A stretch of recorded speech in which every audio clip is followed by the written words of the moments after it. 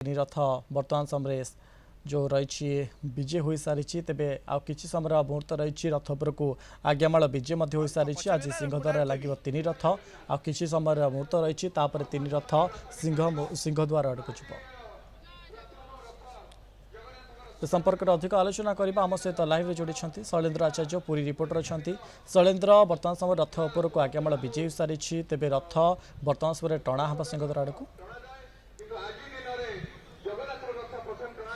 मन सीधासख आप दृश्य देखुं ये हूँ महाप्रभु श्री जगन्नाथ नंदीघोष रथ जहाँ को कि रथ खलू जितेबाला आज श्रीमंदिर सिंहद्वार निकट को रथ नि जाए प्रथम महाप्रभु श्री जगन्नाथ नंदीघोष रथ को नि जाए ऊपर देखिपे घंटुआ प्रस्तुत डाहुक प्रस्तुत और जो इनर कड़न दौड़ी रही rapid action force Odisha police state arm force एम समस्ते रथर कड़न दौड़ी धरी बर्तमान जितेबाला विजय काहली बाजिबो सेतेबाला ही रथ को टणा देखो गोटे अद्भुत लीला महाप्रभु जितेबाला आज आज्ञामाल विजय कला किसी समय पूर्व प्रथम बड़ भाई प्रभु बलभद्र को ही आज्ञामाल प्रदान कराला किंतु रथ जितेबाला आज रथ खलू श्रीमंदिर सिंहद्वार निकट को टणा जाऊँगी प्रथम महाप्रभु रथ ही टणा जाऊँगी अर्थात नंदीघोष रथ ही प्रथम टणा जाए तार निर्धारित स्थान श्रीमंदिर सिंहद्वार ठारे रखा वीडियोग्राफर शरद से दृश्य देखुं सबू प्रस्तुति सरी रथ किसी मुहूर्त मध्य ही टणा श्रीमंदिर मुख्य प्रशासक डॉक्टर अरविंद पाढ़ी निजे उपस्थित अच्छा सहित राज्य पुलिस महानिर्देशक वाईबी खरानिया आरंभ कर तमाम राज्यर वरिष्ठ पुलिस पदाधिकारी एवं जिला प्रशासन अधिकारी जिलापाल एसपी समस्ते उपस्थित अच्छा से दृश्य देखु जो मैंने भक्त श्रद्धा मैंने जदिव आज आसी रथ टाणिया देखो बिगुल बाजिला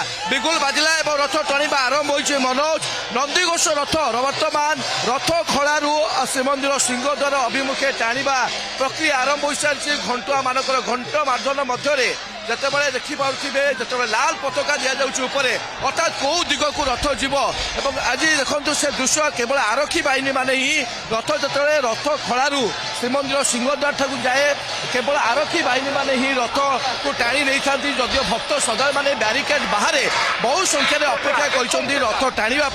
कि समस्त से सुजोग न था कारण आसंता काली श्रीगुंडीचा यात्रा जो हम समस्त भक्त श्रद्धालु रथ टाणिया रथ दौड़ी स्पर्श कर सुजोग पाइबे मनोज किंतु आज जो रथ खलू श्रीमंदिर सिंहद्वार को रथ टणा जाऊँगी केवल आरक्षी बाहिनी ही रथ टाणी था से दृश्य अपूर्व दृश्य भव्य दृश्य आपण मैंने कलिंग टीवी माध्यम अगणित भक्त श्रद्धा मैंने जो मैंने दृश्य देखुंट महाप्रभु निर्देश दे सारी मनोज आज्ञा दे सारी रथ किभली भाव टणा जाए निर्धारित स्थान में प्रस्तुत कर रखा कारण काली आसंता काली सकाळू महाप्रभु नीलकंदर अर्थात श्रीमंदिर रत्न सिंहासन छाड़ी धाड़ी पहंडी रथारूढ़ हे तेणु रथरे यात्रा करने तीन रथ को बर्तमान प्रस्तुत कर रखा मनोज ओके जो भाव शैलेन्द्र भिजुआल मध्यम देखिपुँ कि बर्तमान समय आरक्षी बाहिनी द्वारा रथ टाणा कार्य आरंभ होती बर्तमान समय सिंहद्वार पटक जाऊँगी नंदीघोष रथ अंपटे जब अंपटे देखा आरक्षी बाहिनी नौ रथ टाणी आउ कि दृश्य शैलेन्द्र देखिपारे कि किभली भाव रथ टणा हो आरक्षी बाहिनी मैंने रथ टाणुंट शैलेन्द्र मनोज तमाम सूचना एवं प्रक्रिया आम गोटे पर गोटे कहूचे जो भाव में देखु रथ उपर जो मान कार्य रही है से हूँ घंटुआ डाहुक से उपस्थित अच्छा रथर जो निर्देश रही है लाल पताका आप देखिपे लाल पताका जो दिग को दिज्व रथ से दिग को ही टणा किसी समय टणा जापर रथ पुणी रही अर्थात रथर जो पोजिशनिंग जहाँ कहुए रथ जो स्थान निर्धारित स्थान में रहा कथा से दिगरे ही रथ गति कर जो कथा आप सूचना देलु रथ जो आज रथ खलू श्रीमंदिर सिंहद्वार निकट को जाता है केवल आपको आरक्षी बाहिनी अर्थात जो मैंने रथ सेवा कार्य नियोजित होती रैपिड एक्शन फोर्स आरंभ कर ओडिशा पुलिस एसओजी सीआरपी एवं एमाने समस्ते ही टाणी था जदिव भक्त श्रद्धा भर व्याकुलता थाए आवेगता थाए से रथर दौड़ी स्पर्श करने कि जेहतु रथर पोजिशनिंग आज गुरुत्वपूर्ण कथा कारण तीन रथ को निर्धारित टाणी निर्धारित स्थान रखी था कि बड़ वैचित्रमय कथा आज देखो आज्ञामाला जो विजय कला प्रथम प्रभु बलभद्र को ही दिगला अर्थात से बड़ भाई को प्रथम सम्मान देले ଏବଂ ରଥଖଳାରୁ ନିଆଯାଉଛି ମହାପ୍ରଭୁଙ୍କ ଇଏ ହଉଛି ବୈଚିତ୍ର୍ୟମୟ କଥା। ଯୋଉମାନେ କଇଗୋଟି ମାଧ୍ୟମରେ ଆମେ ଏଇ ଦୃଶ୍ୟ ଦେଖୁଛନ୍ତି ସେମାନେ ମଧ୍ୟ ଜାଣିବା ଉଚିତ ମହାପ୍ରଭୁଙ୍କର ଯୋଉ ମାହାତ୍ମ୍ୟ ଯୋଉ ଲୀଳା ରହିଛି କଳିଯୁଗରେ ମହାପ୍ରଭୁ ଯଦି ମାନବୀୟ ଲୀଳା କରିଛନ୍ତି ସମସ୍ତଙ୍କୁ କିଭଳି ଭାବରେ ବଡକୁ କିଭଳି ଭାବରେ ସମ୍ମାନ ଦିଆଯିବା କଥା ସ୍ଥାନକୁ କିଭଳି ଭାବରେ ଆଦର କରାଯିବା କଥା ଏବଂ ନିଜର ଯୋଉ ସ୍ଥିତି ମଧ୍ୟ ରହିଛି ଭଗବାନ ତାକୁ ମଧ୍ୟ ଜାହିର କରୁଛନ୍ତି। ଏବଂ ତିନି ରଥ ଏଥିପାଇଁ ପ୍ରସ୍ତୁତ ହଉଛି ଯେ ମହାପ୍ରଭୁ ଯେହେତୁ ଆପଣ ଜାଣିଛନ୍ତି ପବିତ୍ର ଦେବସ୍ନାନ ପୂର୍ଣ୍ଣମୀରୁ ଜ୍ୱରରେ ପୀଡ଼ିତ ଥିଲେ ଅତ୍ୟଧିକ ଜ୍ୱର ହେଲା ତାପରେ ତାଙ୍କର ଉପଶମ କରାଗଲା ପଞ୍ଚମୀ ତିଥିରେ ଫୁଲୁରି ତେଲ ଲାଗିଗଲା ଷଷ୍ଠୀରୁ ନବମୀ ପର୍ଯ୍ୟନ୍ତ ଔଷ ଲାଗି କରାଗଲା ଦଶମୀରେ ଛକା ବିଜେ ହେଲେ ଏକାଦଶୀ ଦଶମୂଳ ମୋଦକ ହେଲା ଏବଂ ଦ୍ୱାଦଶୀରେ ଯେତେବେଳେ ମହାପ୍ରଭୁଙ୍କର ସୁସ୍ଥତାର ଖବର ତାଙ୍କ ଆଦ୍ୟ ସ୍ୱର୍ଗ ଗଜପତିଙ୍କୁ ପ୍ରଦାନ କରାଗଲା ତ୍ରୟୋଦଶୀ ନୀତିରେ ଭଡ଼ା ଲାଗିଠୁ ଆରମ୍ଭ କରି ଯେତେବେଳେ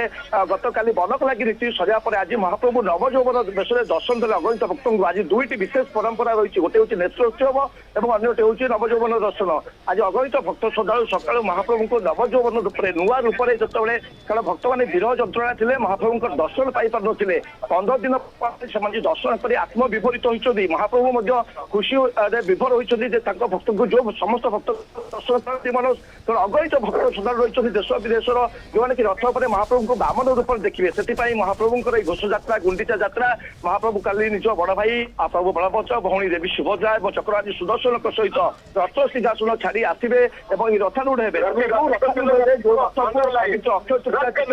କରିଥିଲେ ବିଶ୍ୱକର୍ମା ଅନେକ ସେବା ଲାଗିଥିଲେ ସେ ଆପଣ ଦେଖିପାରୁଥିବେ ଇଏ ମହାପ୍ରଭୁଙ୍କ ନନ୍ଦିଘୋଷ ରଥ ଯାହାକି ହଳଦୀ ଏବଂ ଲାଲ ରଙ୍ଗର କନା ତାକୁ ଆବୃତ କରାଯାଇଥାଏ ଇଏ ହଉଛି ରଥର ଦଉଡିକୁ ବର୍ତ୍ତମାନ ଅତି ନିକଟବର୍ତ୍ତୀ ଅଞ୍ଚଳ କରାଯାଉଛି ତାର ଯୋଉଭଳି ଭାବରେ ନିର୍ଦ୍ଦେଶ ରହିଥାଏ ସେଇଭଳି ଭାବରେ ହିଁ ରଥ ଟଣା ଯାଇଥାଏ। ତେଣୁ ପ୍ରଥମେ ମହାପ୍ରଭୁଙ୍କର ଯୋଉ ନନ୍ଦିଘୋଷ ରଥ ତାକୁ ଟଣାଯାଇ ନିର୍ଦ୍ଧାରିତ ସ୍ଥାନରେ ରଖାଯିବା ପରେ ହିଁ ଅନ୍ୟ ଯୋଉ ଦୁଇ ରଥ ଟଣାଯିବ ଏବଂ ଆଜି ସନ୍ଧ୍ୟା ସୁଦ୍ଧା ତିନି ରଥକୁ ନିର୍ଦ୍ଧାରିତ ସ୍ଥାନ ଅର୍ଥାତ୍ ଶ୍ରୀମନ୍ଦିରର ଯୋଉ ଚିତ୍ର କରାଯାଇଛି ଯୋଉ ସୌନ୍ଦର୍ଯ୍ୟକରଣ କାର୍ଯ୍ୟ କରାଯାଇଛି ଶ୍ରୀମନ୍ଦିର ସିଂହଦ୍ୱାରରୁ ଆରମ୍ଭ କରି ଶ୍ରୀମନ୍ଦିର ପ୍ରଶାସନ କାର୍ଯ୍ୟାଳୟ ମଧ୍ୟରେ ହିଁ ବିରାଜମାନ କରିବ ଏବଂ ତିନି ରଥ ନିଜ ନିଜ ସ୍ଥାନରେ ରହିବ ଯଦି କିଛି ଦୁର୍ଘଟଣା ହୋଇଥାଏ ଏବଂ ପରବର୍ତ୍ତୀ ସମୟରେ ରେଳବାଇର ମଧ୍ୟ କାର୍ଯ୍ୟ ରହିଛି ସେମାନେ ମଧ୍ୟ ଜ୍ୟାକ୍ ଲଗାଇ ରଥକୁ ଠିକ ଭାବରେ ପୋଜିସନ କରିବେ। କିନ୍ତୁ ପୁଣି ଥରେ ଆମେ ଦେଖିବା ଜୟ ଜଗନ୍ନାଥ ଯୋଡ଼ିର ପ୍ରକମ୍ପିତ ହେଉଛି ଶ୍ରୀକ୍ଷେତ୍ର ବଡ଼ଦାଣ୍ଡ ଭକ୍ତ ଶ୍ରଦ୍ଧାଳୁ ଅପେକ୍ଷା କରି ରହିଛନ୍ତି ମହାପ୍ରଭୁଙ୍କର ସେ ରଥର ଧୈର୍ଯ୍ୟକୁ ସ୍ପର୍ଶ କରିବେ ଏବଂ ବର୍ତ୍ତମାନ ଦେଖିପାରୁଥିବେ ଦୌଡ଼ି ଧରି ଚାଲିଛନ୍ତି ଏବଂ ସେ ଦୃଶ୍ୟ ମଧ୍ୟ ଲଗାତାର ଭାବେ ଦେଖେଇଛୁ ଏଭଳି ଭାବରେ ଆରକ୍ଷୀ ବାହିନୀ ମାନେ କେତେ ନିଷ୍ଠା ଏବଂ ଭକ୍ତିର ସହିତ ସେବା କରିଥାନ୍ତି ଏବଂ ସେମାନେ ରଥର ଦୌଡ଼ିକୁ ଯଦି ବର୍ତ୍ତମାନ ପ୍ରସ୍ତୁତ ହୋଇସାରିଲେଣି ଏବଂ ବର୍ତ୍ତମାନ ପୁଣି ଥରେ ରଥର ନନ୍ଦିଘୋଷ ରଥକୁ ଟଣାଯିବ ଏବଂ ଆରକ୍ଷୀ ବାହିନୀ ନିଷ୍ଠା ଏବଂ ଭକ୍ତିର ସହିତ କାର୍ଯ୍ୟ କରିଛନ୍ତି ସମର୍ପଣ ମନୋଭାବରେ କାରଣ ମହାପ୍ରଭୁଙ୍କ ପାଖରେ ସମର୍ପଣ କଲେ ହିଁ ସବୁ ଜିନିଷ ସୁରୁଖୁରୁରେ ଏବଂ ଶୃଙ୍ଖଳିତ ଭାବରେ ସମାପିତ ହୋଇଥାଏ। ତେଣୁ ଯୋଉଭଳି ଦିଆଯାଉଛି ଉପରୁ ସେଇଭଳି ଭାବରେ ରଥ ଯୋଉ ଦୌଡ଼ିକୁ ବର୍ତ୍ତମାନ ବାମ ଭାଗକୁ କରାଯାଉଛି ଏବଂ ଯେହେତୁ ନନ୍ଦିଘୋଷ ରଥ ତାର ନିର୍ଦ୍ଧାରିତ ସ୍ଥାନରେ ଅର୍ଥାତ୍ ସିଂହର ଡାହାଣ ପାର୍ଶ୍ୱରେ ରହିବ ତେଣୁ ସେଥିପାଇଁ ତାର ଯୋଉ ପୋଜିସନିଂ ପାଇଁ ହିଁ ସେ ଅନୁସାରେ କାର୍ଯ୍ୟ କରାଯାଉଛି ମନୋଜ। ओके निहाती भाव जो भाई भिजुआल माध्यम देखिपुँ जो भाई जय जगन्नाथ ध्वनि पूरा परिवेश प्रकम्पित हो उठी अंपटे जब आम कह आसंता काली जेहेतु विश्व प्रसिद्ध घोषयात्रा रही एक प्रकार परिवेश आध्यात्मिक परिवेश सृष्टि होती अंपटे आम देखा नंदीघोष रथ बर्तमान समय टणा होती सिंहद्वार आड़ को तेरे जो रही शैलेन्द्र ये तीनोटी रथ सिंहद्वार पाखापाखि केते समय पाखापाखि लगे टणा नंदीघोष रथ गढ़ा आरंभ होती नंदीघोष रथ रथखोलू प्राय श्रीमंदिर स्वर्गद्वार पहुंचा पाखापाखि 20 ରୁ 25 मिनिट समय लगी था कि रथर पोजिशनिंग रथ जो स्थान निर्धारित स्थान ठीक स्थान रही गुरुत्वपूर्ण तेणु से अनुसार ही रथको रथखोलू श्रीमंदिर सिंहद्वार को टणा जाए जदिव 20-25 मिनिट समय लगी था गोटे रथ लगी सारा पर ही अन्य दुई रथ को टणा जाए सरस लगातार देश आरती भाई केते उत्साहित खुशी केते आनंदित केते आत्मविभरित होती कारण मिली रथ टाणियापाई सहित जो रथ ड्यूटी रही सुजोग पाई आम टे भर किसी प्रतिज्ञा दवाई चेष्टा बर्तमान जो रथ टाणा जेहेतु निज निज कार्य व्यस्त रही मुझे कहबी से दृश्य देखा निजे ପ୍ରଶାସକ ଉପସ୍ଥିତ ରହିଛନ୍ତି, ଜିଲ୍ଲାପାଳ, ଏସ୍ପି ସମସ୍ତେ ନନ୍ଦିଘୋଷ ରଥ ଭିତରେ ରହିଛନ୍ତି। କିଛି ସମୟ ପରେ ଆମେ ସେମାନଙ୍କର ମଧ୍ୟ ପ୍ରତିକ୍ରିୟା ଦେଖାଇବା ଏବଂ ଆଉ ଗୋଟେ ଗୁରୁତ୍ୱପୂର୍ଣ୍ଣ କଥା ହେଉଛି ଯୋଉ ବିଜୟ କାହାଳୀ ବାଜିବା ମାତ୍ରେ ହିଁ ରଥ ଟଣା ଯାଇଥାଏ। ତେଣୁ ବିଜୟ କାଳୀ ଅନୁସାରେ ହିଁ ରଥର ଯୋଉ ଟାଣିବା ପ୍ରକ୍ରିୟା ତାହା କରାଯାଇଥାଏ ଏବଂ ଯୋଉ ତମାମ କ୍ରିୟା ଗୋଟିଏ ପରେ ଗୋଟିଏ ରଥ ଟାଣିବାର ଯୋଉ ବିଧି ରହିଛି, ଯୋଉ ପରମ୍ପରା ରହିଛି, ସେ ଅନୁସାରେ ହିଁ ରଥ ଟଣା ଯାଉଛି। ମନୋଜ, ଓକେ, କିଛି ପ୍ରତିକ୍ରିୟା ଆସିପାରୁଛି କି ଶୈଳେନ୍ଦ୍ର? କେତେ ଖୁସି ଅଛନ୍ତି ରଥ ଟାଣିକି? চেষ্টা করি আমার সহ অনেক অতিরিক্ত জি স্যার অমিতাভ ঠাকুর স্যার অনেক স্যার টিকে পদে নেওয়া যাইবা স্যার কেতে খুশি আছি রথ চলা যাচ্ছে।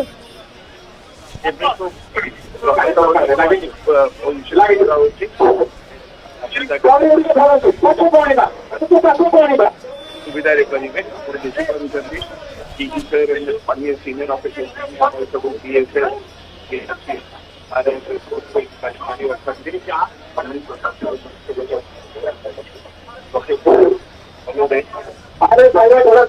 ଆମେ ଦେଖି ରଥ ଖଳାରୁ ଯେତେବେଳେ ଶ୍ରୀମନ୍ଦିର ସିଂହଦ୍ୱାର ରଥ ଟଣାଯାଏ ଆରତୀ ବାହିନୀ ଟାଣିଥାନ୍ତି। ଯଦିଓ ସେମାନେ ଶୃଙ୍ଖଳା ସେବା ଯୋଗାଉଛନ୍ତି, ତା ସହିତ ରଥ ଟାଣିବାର ଯୋଉ ଗୁରୁ ଦାୟିତ୍ୱ ତାକୁ ମଧ୍ୟ ବିବାହ କରୁଛନ୍ତି।